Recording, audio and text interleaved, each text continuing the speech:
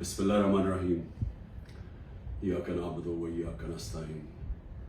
میرے پاکستانیوں، جدھر بھی آپ ہیں، آج میں آپ سب کو عید مبارک کہتا ہوں، اور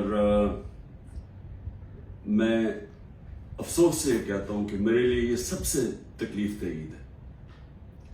وہ تکلیف دہ کیوں ہے کہ 10,000 کے ارد گرد، ہمیں ایگزیکٹ نمبر نہیں پتا کیونکہ ہمیں بتاتے نہیں ہیں اور ہر روز نئے لوگوں کو پکڑ لیتے ہیں، لیکن 10,000 کے ارد گرد ہمارے کارکنان جیلوں میں اور جیلوں میں برے حالات میں رکھے گئے ہیں۔ ایسے رکھا ہوا ہے جیسے کہ کوئی غدار ہیں، کوئی دہشت گرد ہیں۔ ان کو پوری طرح کوشش کی جا رہی ہے کہ ان کو اتنا ان کے اوپر ظلم کریں یا ان کو ایسی بری حالات میں رکھیں کہ وہ مایوس ہو کے پارٹی چھوڑ دیں۔ ان کے جو گھر والے ہیں، بیوی بچے ہیں، ماں باپ ہیں، وہ آج عید پہ کیا کر رہے ہوں گے، کیا ان کے اوپر گزر رہی ہوگی، کیونکہ پتہ ہی نہیں ہے کہ کب باہر آنا ہے۔ ایک بیل سے ہوتی ہے، باہر نکلتے ہیں، پولیس پکڑ کے پھر سے لے جاتی ہے ان کو جیل میں، کوئی اور ان کے اوپر کیس بنا دیتی ہے۔ قانون کے نام کی چیز ہے کوئی نہیں۔ اب مکمل طور پہ جنگل کا قانون ہے، جو طاقتور ہے وہ جو مرضی چاہے وہ کرے، وہ چاہے سپریم کورٹ کے فیصلے سنے یا نہ سنے، عدالتوں کے جج کی بات مانے یا نہ مانے، کوئی فرق نہیں ان کو پڑتا، کیونکہ اس وقت جس کے پاس طاقت ہے وہ جو مرضی چاہے کر سکتا ہے۔ تو اس لیے ان کے گھروں میں کیا گزری ہوگی، یہ میرے جو 10,000 کے ارد گرد جو کارکن اس وقت جیل میں ہیں، میں اس لیے یہ عید تکلیف میں گزار رہا ہوں۔ اس کے علاوہ ہمارے پولیٹیکل لیڈرز ہیں، میں آج ان کو عید مبارک بھی کہتا ہوں، سلام بھی کرتا ہوں، کیونکہ ان کو صرف اس لیے جیلوں میں رکھا ہوا ہے اور ان کے اوپر ہر قسم کا پریشر ڈال رہے ہیں کہ بس وہ ایک جملہ کہہ دیں کہ جی میں تحریک انصاف چھوڑ رہا ہوں، پھر سب کچھ معاف ہو جاتا ہے۔ جس طرح پوچھا گیا ایک سوال پریس کانفرنس کے دوران ISPR کی کہ جی بتائیں کہ یہ اتنے بڑے الزام لگائے ہوئے بغاوت کے اور دہشت گردی کے، لیکن جب وہ پارٹی چھوڑتے تو سب معاف ہو جاتا ہے۔ تو وہی ان کے اوپر پریشر ڈالا ہوا ہے۔ تو میں آج ان کو سلام بھی کرتا ہوں۔ ہمارے خاص طور پہ جو خواتین، ابھی تک 50 خواتین صرف لاہور کے جیل میں ہیں، جس میں ڈاکٹر یاسمین اور عالیہ حمزہ، ان کو میں خاص طور پہ خراج تحسین پیش کرتا ہوں۔ ان کے علاوہ جو اور عورتیں ہیں، لیکن ان کے اوپر پورا زور لگایا گیا ہے کہ یہ پارٹی چھوڑ دیں یا یہ اپروور بن جائیں۔ اپروور بننے کا مطلب کہ جی عمران خان نے ہمیں کہا تھا کہ وہاں جا کے جلاؤ گھراؤ کرو، تو اس لیے اگر وہ یہ کہہ دیں تو ان کو پھر جیل سے نکال دیا جائے گا۔ اور باقی جو میرے اسٹالورٹس ہیں، جس میں شریعہ افریدی ہے، جو اس کے اوپر جو گزری ہے، ان کی بیوی کو اٹھایا ساتھ، پھر بیوی کو پکڑنے اور بچوں کے ساتھ پکڑنے کی کوشش کی، اور جن حالات میں رکھا، وہ جو ڈیتھ سیل ہوتا ہے اس کے اندر چھوٹے سے کمرے میں توڑنے کے لیے اس کو، علی محمد جتنا پریشر اس کے اوپر، بار بار اس کو پھر جیل میں لے آتے ہیں، اور یہاں میاں محمود رشید، اعجاز چودھری، عمر چیمہ کی بیوی کو پکڑ کے جیل میں ڈال دی۔ اس کا کیا قصور ہوگا، صرف توڑنے کے لیے کہ کسی طرح یہ کہیں کہ ہم تحریک انصاف چھوڑ رہے ہیں۔ اور میں جس طرح اپنے اور اسٹالورٹس ہیں، میں ان کو آج خاص طور پہ آج سلام کرتا ہوں، عید مبارک بھی کہتا ہوں۔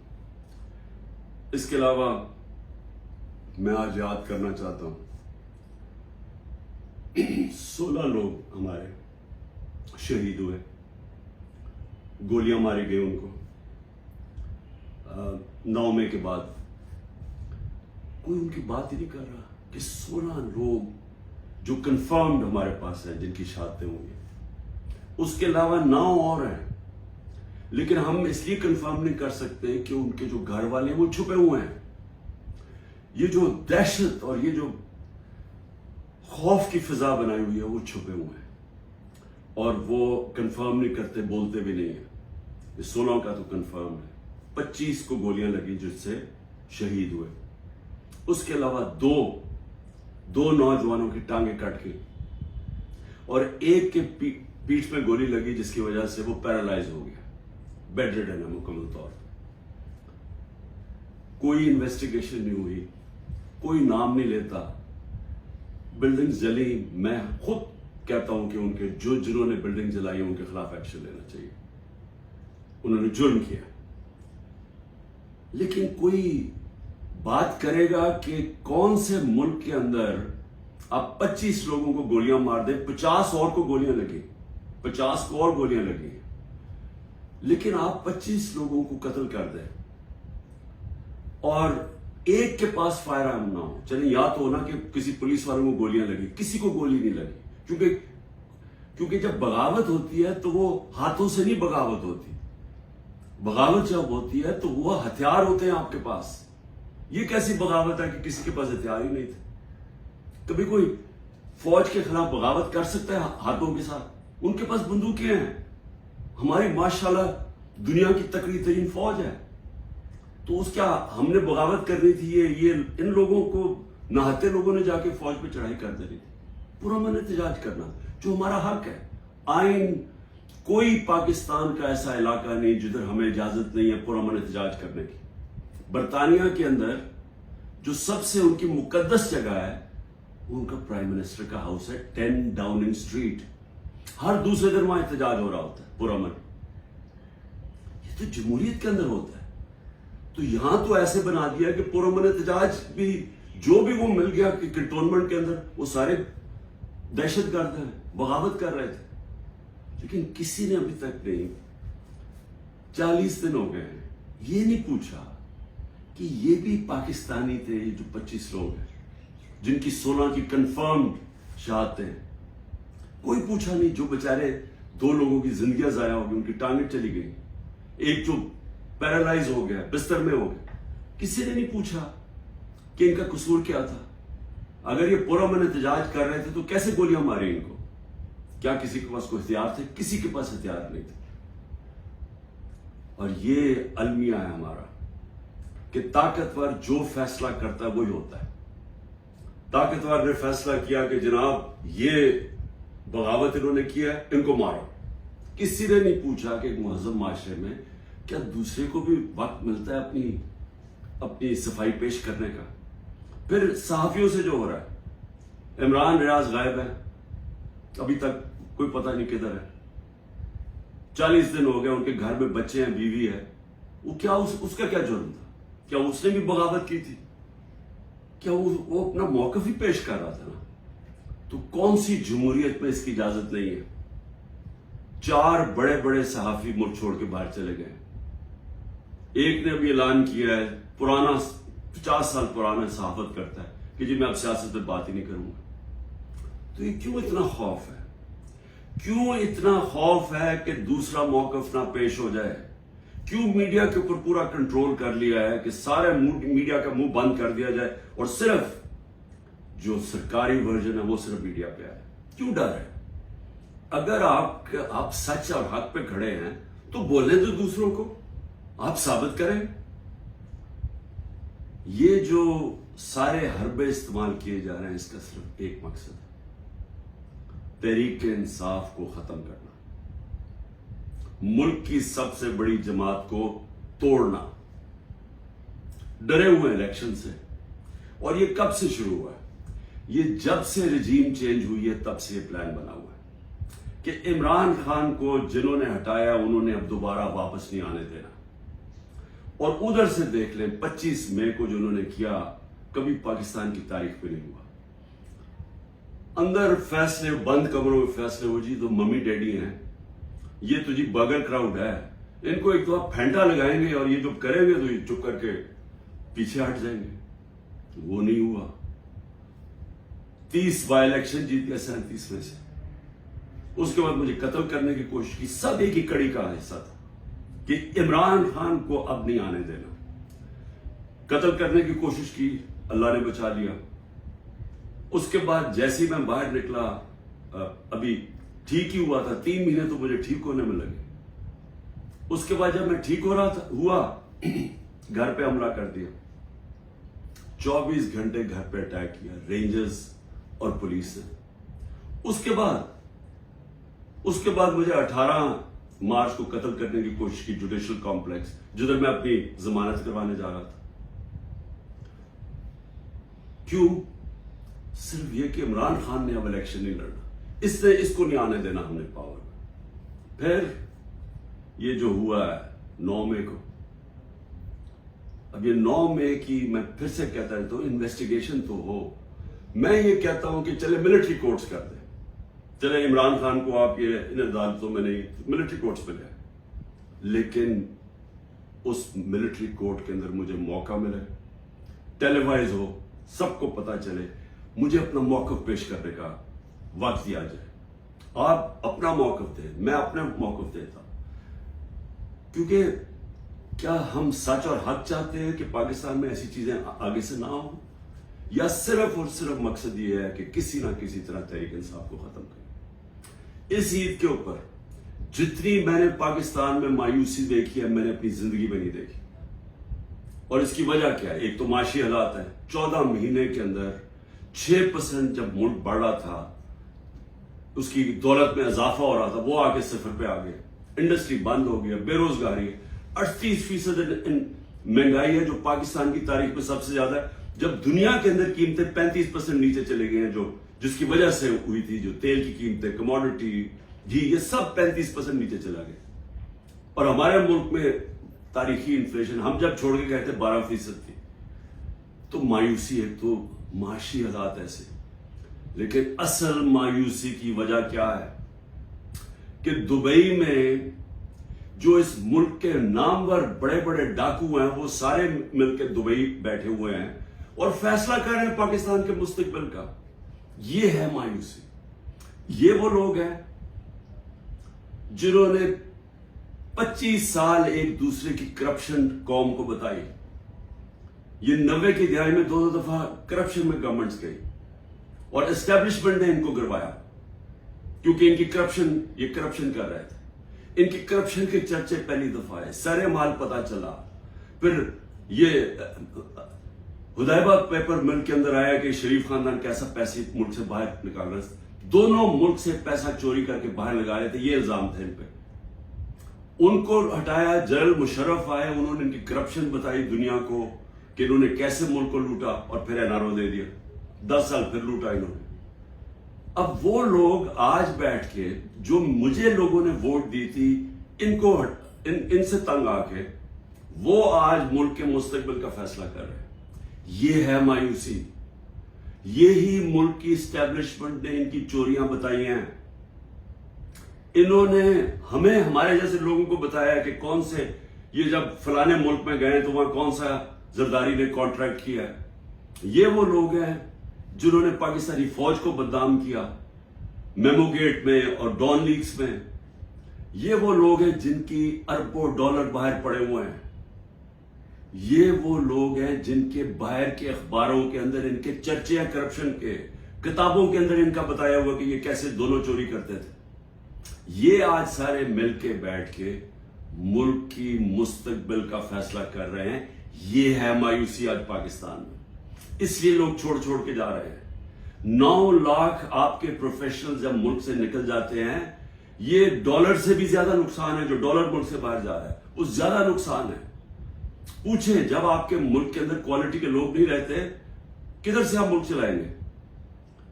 जो अगर शौकत खानम बना पाकिस्तान में तो किधर से आए थे? सारे पाकिस्तानी बाहर क्वालिफाइड लोग जिन्होंने आके शौकत खानम में काम किया था, 10% छोड़ के चले गए। और जब उनको रिप्लेस कैसे करेंगे? अगर यही सऊदी अरेबिया में या दुबई में बनता है एक कैंसर हॉस्पिटल, तो वो बाहर से लोगों को, फॉरेनर्स को लेके आते हैं, क्योंकि उनके मुल्क में एक्सपर्टीज नहीं है। हम वो खुशकिस्मत मुल्क है, हमारे पास हर किस्म के प्रोफेशनल बाहर बैठे हुए हैं। तो उनको पाकिस्तान लाना आसान नहीं होता। वो तब आते हैं जब उनको मुल्क पे इत्मीनान होता है। तो जो आज हालात है, ये अगर 10% शौकत खानम के कंसल्टेंट छोड़ के जा रहे हैं, ये हर जगह प्रोफेशनल्स, जो 9 लाख लोग जा रहे हैं, ये अंदाजा नहीं कितना बड़ा नुकसान हुआ है पाकिस्तान को, और होता जा रहा है। उसके अलावा مایوسی یہ ہے کہ ہندوستان کا جو امریکہ کے ساتھ معاہدہ ہوا ہے، اگر یہ جو ہمارے یہاں اس وقت ذہن بیٹھے ہوئے ہیں، ان کو اگر فرصت ملے کہ تحریک انصاف کو کیسے ختم کرنا، اور ساری ایجنسیز لگی ہوئی ہیں، ملک کے سارے ادارے لگے ہوئے اس کو ختم کرنے کے لیے، اگر آپ کو فرصت ملے تو آپ کے خطرے کی گھنٹی بجنی چاہیے، کیونکہ بہت بڑا ہندوستان کے ذہن میں اب امبیلنس ہو گیا ہے. وہ ہمارے سے اپنے آپ کو بہت زیادہ طاقتور سمجھتے ہیں، اور اگر ہمارے ریزروز 4 ارب ڈالر سے بھی کم ہیں تو ان کے کوئی 500-600 ارب ڈالرز کے ریزرو پڑے ہوئے ہیں. ان کے ٹیکنالوجی کے اندر وہ بڑی تیزی سے آگے جا رہے ہیں، اور انہوں نے جو کانٹریکٹ کر لیے ٹیکنالوجی میں، نیوکلیر پروگرام میں، سوچ لیں کہ آگے وہ کدھر جا رہا ہے اور ہم کدھر پھنسے ہوئے ہیں. ہم پھنسے ہوئے ہیں کہ ایک پارٹی کو انجینئر کر کے تو ایک پولیٹیکل انجینئرنگ ہو جائے، کھچڑی پک جائے، اس پارٹی کو اتنی ووٹ، اس کو اتنی دے، اس کو دے، تاکہ وہ سارے کنٹرول ہو جائیں اور اوپر بادشاہ سلامت ان کو کنٹرول کر سکے. یہ گیم چل رہی ہے. ملک کو کمزور کر، اس سے ملک اور مزید کمزور ہوگا، اور وہ آگے بڑھ رہے ہیں اور یہ سمجھ نہیں ہے کہ جب ایک امبیلنس ہو جاتا ہے تو خطرہ ہوتا ہے ملک کو. کیونکہ اگر روس نے اٹیک کیا یوکرین کو تو وہ سمجھے وہ یوکرین سے بہت زیادہ طاقتور ہے. ہمیشہ یاد رکھیں کبھی اٹیک نہیں کیا جاتا اس ملک کو جو وہ سمجھے کہ ہمارے برابر کے ہیں یا ہمارا مقابلہ کر سکتے ہیں. وہ تب ہوتا ہے جب سمجھتے کہ جی یہ تو بالکل ہی بیٹھ گئے، تھوڑا سا دھکا دیا یہ تو معاشی طور پہ ویسے ہی گر جائیں گے. اس لیے ہمیں سارے ملک کو سوچنا چاہیے، جس کی وجہ سے میں بار بار کہتا ہوں کہ میں اپنے لیے نہیں بات کر رہا، میں اپنی قوم کے لیے کہہ رہا ہوں کہ بات کریں. اس وقت جو اس وقت پاور تو اسٹیبلشمنٹ کے پاس ہے، ان کے پاس کیا پاور ہے؟ ان سے بات کرنے کا کیا فائدہ ہے؟ بات تو اس سے کی جاتی ہے جو پاور لے کے بیٹھے ہوئے ہیں. بات اس لیے کریں اپنے ملک کے لیے. ہم بڑی تیزی سے نیچے جا رہے ہیں. یہ جو پلان بنا رہے ہیں نا کہ معاشی آ جائے گی تو ادھر سے پیسہ آ جائے گا، کہیں سے ملک اپنے جب تک ملک میں اسٹیبلٹی نہیں آتی، استحکام نہیں آتا، پالیٹکس اسٹڈی نہیں ہوتی، تو اس کے اندر تو کوئی معیشت اوپر جا ہی نہیں سکتی. تو اس لیے عید کے دن میں پھر سے کہہ رہا ہوں کہ جس طرح ہم کھڑے ہوئے ہیں، یہ جو پروگرام بن رہے ہیں، جو دبئی میں جا کے یہ سارے منی لانڈررز ایک دوسرے کو یہ منی لانڈررز کہتے تھے، ان کے اوپر سارے منی لانڈرنگ کے چارجز ہیں. 30 سال سے منی لانڈرنگ کر رہے ہیں. ہدیبہ پیپر مل منی لانڈرنگ پہ ایون فیلڈز کے اپارٹمنٹ سے انہوں نے خریدے ہیں. دوسرا جو زرداری ہے اس سے جو وہ خریدا ہے سرے محل، اور اس کے علاوہ جو ان کی باہر پراپرٹیز ہے، وہ ہمیں پوری بریفنگ دی گئی ہے اس چیز کی. یہ سارے پیسے یہاں سے چوری ہو کے باہر گئے ہیں. وہ ملک کیا فیصلے کریں گے؟ اور ان کے ساتھ اسٹیبلشمنٹ کھڑی ہے. اور پھر وہ کہتے ہیں کہ جی یہ دیکھیں سوشل میڈیا میں کیا، سوشل میڈیا عوام کی آواز ہے، کوئی کسی کو ذلیل نہیں کر سکتا. یہ ذلت اللہ کی طرف سے آتی ہے، یہ ہمارا ایمان ہے. کتنی کوشش کی ہے عمران خان کو اور پی ٹی آئی کو ذلیل کرنے کی. ذرا کریں نا آج الیکشن. میں چیلنج کرتا ہوں کہ ساری ان کو امپائر ان کو دے دیں، الیکشن کروا دیں. کیوں ڈر رہے ہیں الیکشن سے؟ کیونکہ آپ جو مرضی کر لیں، جب عوام کے دلوں میں ایک نظریہ آ جاتا ہے، آئیڈیا آ جاتا ہے، آپ اس کو شکست نہیں دے سکتے.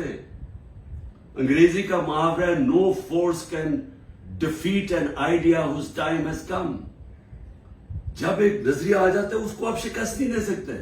آپ ڈنڈے مار کے، یہ بھیڑ بکریاں نہیں ہے کہ ڈنڈے ماریں گے، یہ مریں گے، ظلم کریں گے تو جی ایک دم یہ چپ کر کے بھیڑوں کی طرح آرام سے لائن میں لگ جائیں گے. یہ انسان ہے، انسان فیصلہ کر بیٹھے.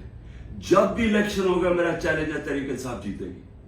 اور میں قوم کو کہنا چاہتا ہوں کہ یہ جو ظلم ہو رہا ہے اس وقت، اپنے ذہن میں ایک چیز تیار کر لیں کہ کبھی آپ نے خوف اور ظلم کی غلامی نہیں کرنی. میری نظر میں یہ شرک ہے. میں ہر قربانی کے لیے تیار ہوں.